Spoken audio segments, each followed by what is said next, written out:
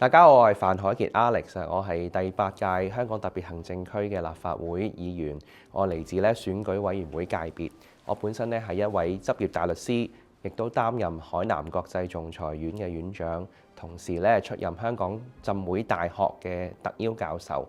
咁過往都累積咗喺唔同方面嘅一啲嘅社會服務嘅經驗。咁我相信亦都希望可以透過立法會嘅平台係出謀獻策，去令到我哋香港變得更好。其實你喺議會當中你其實會特別喺邊一啲嘅政策方面係加以去推動呢？咁喺議會裏面亦都會全力去優化鞏固我哋香港作為中外文化藝術交流中心嘅地位，要推動多啲國際級嘅演藝比賽喺香港進行。喺議會度亦都要係去全方位係協助香港去打造呢個國際教育樞紐。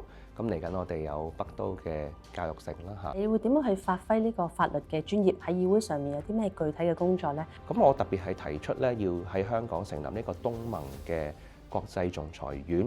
其實東盟係我哋個好重要嘅貿易夥伴。咁呢個總部如果設喺香港咁除咗香港自己嘅一個喺解決國際爭議嘅經驗可以同東盟地區去輸出之外亦都係令到香港嘅法律服務啦，同埋爭議解決可以去到下一個高地。香港點樣可以發展得更好？點樣再出發呢？其實離唔開就兩樣嘢，就係人流同埋資金流。要完善基礎設施同埋便利政策啦，令到更加多嘅資金可以嚟到香港嘅投資啦，喺唔同嘅市場帶動香港經濟。